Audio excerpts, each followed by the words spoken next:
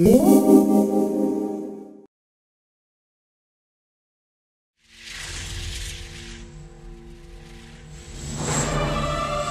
guys, this is Crowbar High Five. We are going to talk about the Guild Wars 2 Beta Event Weekend 1. Hello! Hooray! Adam's finally back from his canoe trip. Yes! It was great. It was crazy. Whitewater rafting is insane! But I actually got to play a little bit of Guild Wars 2. I played on a tethered iPhone.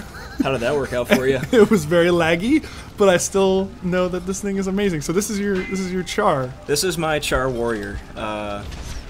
This is me. Like, the character creation detail is extensive. Like, you can choose all different kinds of skin tones and colors. There's so many customizable features about that, and like, you know, me, I finally decided on a nice shade of black fur with zebra stripes. We'll see it coming up here in a second, and you know, this is cool. You just get loads of options, and I like how they give you like the little windows where your guy is shirtless, so you can see like what he's gonna look like. Yeah, what he'll look like in total. Like, if we pull a Star Wars, if we pull a Star, and just yeah, I don't know if that's actually gonna be possible in this game, but yeah, you need armor. You actually might die. Yeah, I like the face options though. Like, you know, you've got different. You can customize just about anything on this guy. You know, the horns, the size of your teeth, even right down to the angle at which your eyes slant. Those horns are awesome. The horns. I hate that one though. That one is terrible. That looks like serious ramming horns though. You might be able to do some damage. Maybe, I don't know. It just sticks out too much for me. Yeah. But you know, even right down to even the smallest size, mundane brow adjustments that you could do. Is this like? I don't think I've seen this in an MMO. Like the amount of, or maybe there's some. I think maybe Terra? Maybe. I haven't tried Terra. The only thing I can remember that really comes close to something like this is EverQuest 2. Oh. It had a really good amount of customization, like a lot of play with colors, but I don't remember if it went into this much detail with it. Vanguard came kind of close, like you were able to adjust it, like mouth width and size and Vanguard, stuff like that, eyes, a lot of your facial features, but I don't remember. It's been so long since I actually played that game. Vanguard's the one where if people didn't load all the way, you ended up in like hoods, right?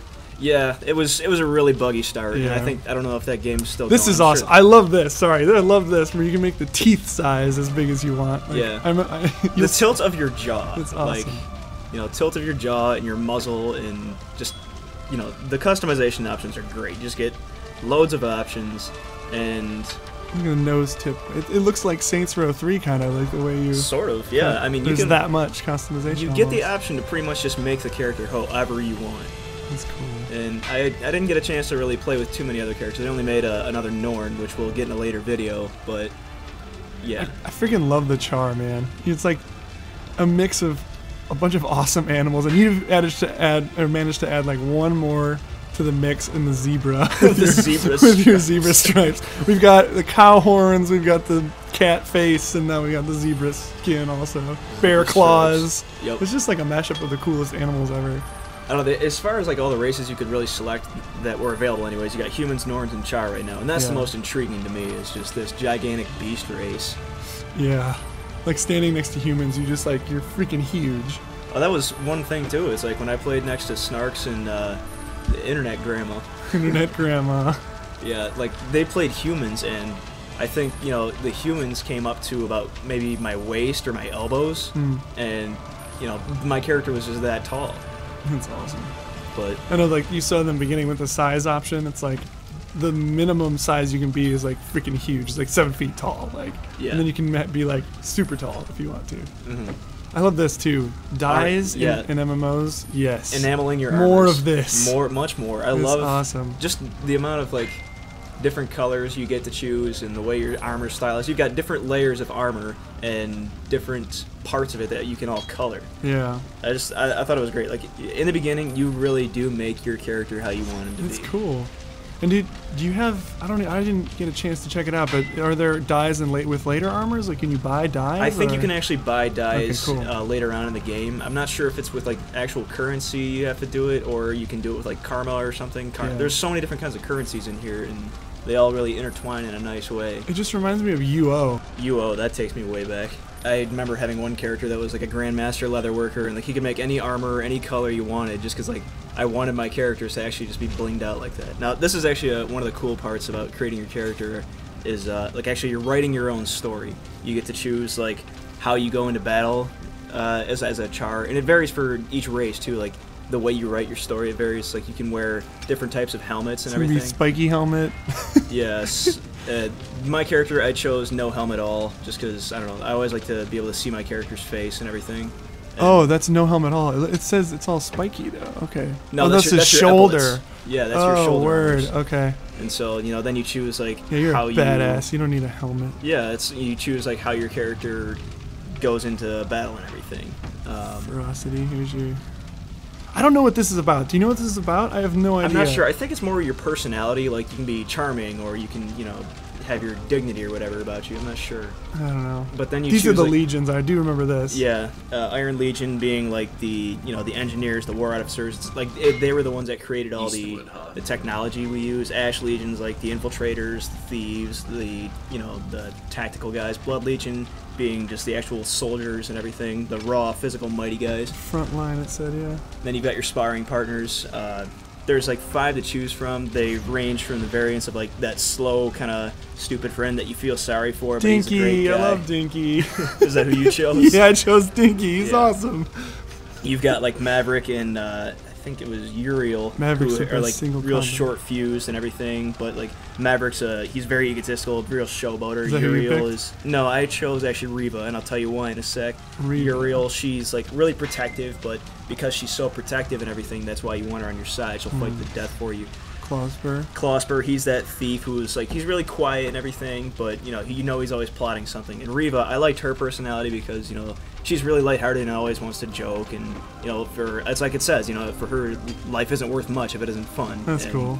I think it's a good philosophy to have. So I chose Reva as my sparring partner. Then you talk about your sire, your father, and he was a loyal soldier, a sorceress shaman, or an honorless gladium. Loyal soldier being a reputation that you have to live up to or exceed. The sorceress shaman, you have to overcome his reputation because he's very suspicious. And then you can have the honorless gladium, where you actually have no respect for your father, and he's kind of an outcast. That's really cool because like when you create a character, you don't really think about like where they came from. Like their parents. Like you actually have to answer like who is your dad. That's kind of cool. Yeah, you literally are writing your story at this point. There you are, Boomsy. You're signing it. That's me. I'm signing my little contract. I'm signing my life away to this game. Yes. And clicking next. So this is your opening. Clicking next. Next. I literally do that. So this is your character's story. I am a Charr. In this world of constant battle, I am the deadliest weapon of all. I respect no authority but the clenched fist. With engines of destruction, we have killed our gods. We reclaimed our homeland of Ascalon, and we planted victory banners on the graves of our enemies. Yet, if we waver, it could slip through our claws. Victory, at any cost. The Blood Legion is my mother. That's you, right? Yeah, that uses your character model. That's awesome. The Charr have the most badass story. Like, they just read out front, they're like, we killed our gods! Yeah. It's like, what Destroyed the hell? their gods, they took over the lands that they now own, and, just looking at all the silhouettes of battle, it's just like, God, they're just this fearsome creature. Just wasting people 300 style. Mm-hmm. That's amazing. Little view of your allies, Ritlock Brimstone over there. With his that was the flaming sword guy? Yeah. Who's that? That guy, I'm not sure. I know that the other character that was right beside Ritlock there was actually, that was your sparring partner. Yeah, okay, cool. That's the Blood Legion flag. Today, the soldiers of the Black Citadel assault the ghosts that plague this land. And then each race has their like beginning prologue story, right? Like, or just actual full story. It's like this is us versus the ghosts or whatever. Yeah, this is just the Charr and everything. But I believe like with every race that they have their own story, and it's like you write your story differently. I guess that's what those choices were that you just made. This is my story. This is your story. There he is, Boomsy. Yep. Zebra Charr of Death and Blood Legion. And they're in a place called Fury of the Dead. Here you go. Do that. That was just the name of the beginning story and everything. Word. But yeah, like I see. the first thing you see in here is like it's raining, it's stormy. You get this sense of urgency. Yet here I am flailing about with my sword, trying to figure out the controls of the game. What is this about? I can swing my sword without targeting anybody, and of course you make sure that wave works. I have to make sure that wave works. I should have made sure a few others work, but there's a lot of the emotes that aren't actually in the game. I'm sure they'll be implemented soon. Hopefully. So you talk to this guy, you get your first quest, Nice. and it's pretty much like, oh shit, guys, the bad people are coming. Or no, the ghosts are rising up. That's what it was. Yeah, that's right. They were coming out of the tomb, and you gotta go join your force to fight them back. Nice. And I guess so. you'll notice like I sort of take my time with stuff because I'm just sort of like taking it all in. Yeah, you're learning.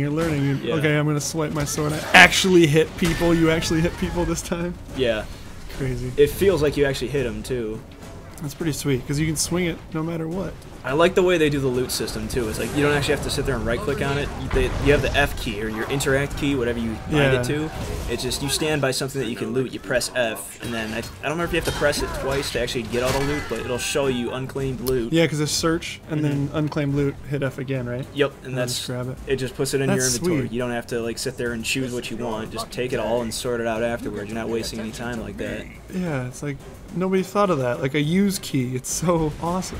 It saves you a lot of time. Sweet. Not having to wait for it to load down and everything. Oh God, So you see what's going on out here. It's like the battle's starting to hit up, and Centurion, no! Centurion's down. You gotta talk to him, and what does he say? I need your help, soldier. Tribune Brimstone has ordered me to the crypt. Too torn up to make it. What's so important that the Blood Legion Tribune is there? Ghost of Duberidin is far more powerful than we thought. His army just broke through our defenses.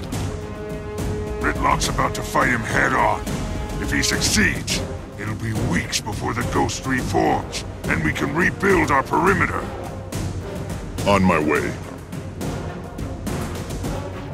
So yeah, Sweet. ghosts are coming out of their graves. Shit's getting real. He's tore up. He's too tore up to make it. He'll be fine though, Cool. because he's a level 1 NPC. You know he's gonna be around for the future. He'll be alright. Just hang in there, buddy. No one's getting him medical supplies. No We're one's just trying to releasing- pick him up. Just he'll be like, I'll be fine. I just need to rest. Leave me. I just need some shut-eye. Yeah. Let me take a nap and then I'll be fine. Dude, straight into battle. Yep, first thing that's happening, shit's going down, you gotta join your guys in. I don't think you really have to do this, but I do it anyways, because it's like, Waste people. the thing is, I like about it is like, this is how you level up your weapon skills. You fight. You get into fights, you use them over and over, and Yeah. like, look how quickly Number 2's like, almost ready. yeah, like, that's how quickly you gain skills in this game, and it levels off a little bit, but, I mean, it mostly just comes down to more and more using your weapons over and Fighting. over. Yeah, That's cool. so... Stabbing and slicing him. And like another thing I really enjoyed was just there's not an absolute click targeting system. Like you can click and target something, but if you're just standing next to something and don't have it targeted and you swing at it and it's like a red mob, Yeah. you can actually you'll hit it as long as it's within the arc swing of your weapon. Yeah, that was cool. I think I did some of that on my Mesmer. And like I said, you saw me. I got my charge skill finally, and I had to use it just to see what it looks like. And it's like you can use it at any distance. So even if it's just to like gain ground or close distance on something, or Because if you miss, you still just move, right? yeah, well, it's Yeah. like you don't even have to have anything targeted. You can stand there swinging your weapon around for shits and giggles, like you saw me do at the beginning there. Yeah, that's cool. That's what kind of sucked about like some other MMOs. You punch a button and it's like you're out of range or you're not in the right situation to use that skill. It's like each skill can be used for multiple things. It's sweet. Yeah, there's more than one way to skin a cat. Speaking, Yeah, with your awesome Charr blade. but I mean that's just one weapon. The warriors get access to so many weapons, and that's what I like about it. The only problem with that is like say you want to have 3 or 4 different weapon styles that you could switch to. I think it might come down to macroing or something, because you've got your main and you've got your switch. Yeah. But It's locked right now. It looks like that little thing. Next yeah, to your I thing. forget what level you got to get to open it up. I think it was like level 5 or 6, maybe 10. I don't quite remember. Yeah, I never got to 10, and I think I didn't ever unlock mine, so that it might be 10. Yeah. But it's tilde, right? That's you just hit that. It is tilde. Switches your thing. Yep. You have, like, say you got a great sword equipped, and then you've got a bow equipped. You just hit tilde, and you'll switch between them. Which is more stuff that people really didn't think about. Like, I never used tilde before, but now that you do, it's like, oh my god, it's right next to 1. It makes so much sense. It's really about, like, learning to use all your keys. Now, this part was actually really cool. You know, most beginning areas you're going to start in have literally shit for anything going on. It's like, go fetch 10 seeds from the farm and go kill 10 boars or wolves or whatever it is, yeah. You know, so these really mundane tasks. The first thing that's going to happen in this game is going to be some kind of shit going down, and you've got to address it with this small army. Defend it from the ghosts. In this case, yes, ghosts are up, they're messing things around, and you've got to fix it. So, you know, you get into this room, ghosts are rising up, you're going to fight them back, and then... This is awesome. It's just, like, ridiculously cool. You're in a huge battle, like, right off the bat. Yeah, the thing that confused me most is that a boss? Like, no, that's not a boss. It's an elite mob, or one of those higher-powered mobs. I'm guessing that's indicated by the way his icon looks with the gold ring and the swords. But, like, the coolest thing is, like, right off the bat, you got a boss fight, like, 10 minutes into the game. I remember this guy. Yeah. This is actually where I kind of screwed up, because I've never actually had to play a game where the combat was this dynamic. Like, you're getting visual cues from enemies for, like, dodging and evading attacks. And yeah, he telegraphs, right? So you actually can know when to dodge, kind of? Yeah, like, I'm not sure this is actually dodgeable. Oh, yeah, that's kind of like a wave, yeah. Yeah, but at first the way I thought it was like he was rearing his hammer up for a swing, and that wasn't the case, but... And the whole time, he's still summoning up a bunch of ghosts that are going to give you hell. Oh! And that's what brought me down there. But you can fight to survive. Yep, fight to survive. Another awesome mechanic. That's a really freaking sweet mechanic, is the ability to try and pick yourself back up. You're doing exactly what I did. Just bash all buttons. Yeah. Try to get up, throw rocks. Unless there's some strategy to it, I saw no other way. Hey, you rallied, man. You rallied. I got myself back up, and, you know, got myself feared by the boss again. No worries. But, you know, we brought him down and secured our first official victory. Woohoo! You're heroes now, boys and girls. Oh. Yes. Down he goes. That's cool. Now, if you play this game and you get this far and you beat this huge boss, how can you not be like, wow, I'm so happy I got this? Yeah, it's like, it does a lot to grip you right away. Ooh, here's more people. Mm-hmm. I heard what you did down in that crypt, soldier. Impressive. Champion Brimstone was calling the shots. I just did my job. Don't sell yourself short. You were part of the team that took down Baradin and stopped the ghost assault. Smokestead is safe now, and you helped make it that way. People are still on edge, though. It'd help if they saw someone like you making the rounds, lending a hand. The quicker we get this place squared away, the sooner the legions can get back to business. You can help. I'd rather have volunteers. But if I have to issue an order, I will. That won't be necessary, Legionnaire. I hereby volunteer. Nice. You're like tough and stuff. It's an honor to be fighting. And the quest complete, you get some money, some experience, and you select your reward. And it actually gives you like more inventory space. That's a leather bag on the left there that they give you. Right off the bat. Yep. Yeah, little awesome. 4-slot bag. You can choose between a buckler and a warhorn. I chose a warhorn because I love what it gives you. It gives you a little speed boost, and I think it's a rallying cry that it increases the rate that you gain adrenaline or something like that. You buff people too, right? Yeah, it buffs your whole party, and actually it buffs people in a certain radius, which was nice. That's like, cool. You do the speed boost. I forget what the range was, but they don't even have to be in your group to receive the buff. Like, you could buff NPCs. Oh, that's sweet. Doing that. Little dudes running around with you or something. So this is like the beginning here, Yep, this is the Charr starting area. Yeah, now? this is pretty much what happens when you come out of the Charr starting area. Like, you were here at the beginning, but it was all phased and everything. Shit was going down. Yeah. It wasn't as populated because you were in your own little, like, instanced phase kind of thing, where all the undead were rising up. And, you know. Sweet. It's funny, you choose the horn over the shield, but the horn, like, each one of the side hand weapons or whatever, just, it all does stuff. It's pretty cool. Yeah, that's why it becomes difficult to really choose what you can do. Oh, here we go. Quests. Yeah, and this is the quest. Dynamic events, yeah. Yeah, I mean, it's not so much quests. I think quests are available. I didn't really do too much looking around. The way that I saw it was like, you talk to these scouts and they show you what's going on, and I liked it because it encourages you to explore and see it. And, like, well, they give you the level too, like that one's level 5, and it's kind of like a little progression there. Yeah, and you know, you got your waypoints they show you and everything. You just go there, you activate the waypoint. It'll show you where to get skill points. Skill points, which is another awesome thing that you can go farm those. Mm-hmm. But I mean, look at just that little bit of the map they showed you. Like that was barely even scratching the surface of this whole starting area. And it's like you can go do any of that stuff. Mm-hmm. Sweet. And there's scouts poised throughout the entire like map area. That's cool. Are you gonna look at it again here? I don't remember why I did. It was just something that kind of happened. I was just trying to check out NPCs, see what they do. This guy I'm coming up on is the warrior trainer. When you get traits unlocked, I don't quite remember how that was done, but you know, you'll come back there and he'll level up all your traits and everything. And I don't even remember what the hell traits do. Like, there's so many ways that you can more like empower stat your stuff character. Yeah, that's pretty cool. I really like the whole dynamic event type thing. I think the quests are mostly involved in like your story and stuff. Yeah. But dynamic events just like it just happens. You just walk up. There's something going on. Somebody needs help with something. Bandits are coming in, or hell, even just helping out there. This is the gem store home. I think the gems are what you get with real money. Oh, okay, yeah. So, you know, you buy gems, and you can actually trade gems for gold, and I think you can... Oh, you can trade gold for gems, as it said. Yeah, there you go. Oh, So, dude, those are all the weapons and stuff you can buy? Or? I didn't see if it was weapons. I think it's mostly, like, crafting materials. Oh, yeah, okay, copper ore. Yeah. Yeah. But there's just Sacks, a big selection of stuff you can actually scraps. buy. So this is how they make their money. They, like, have people buy in and stuff like that. They get stuff like that. You know, that and people buy the game. But, Well, that too. I guess it's not completely free, yes. That makes sense. But Cool, man. it's a cool little start to it, and I can't wait to see what else comes up. Yeah, man. I'm excited to see what you go tear up out there. Yeah.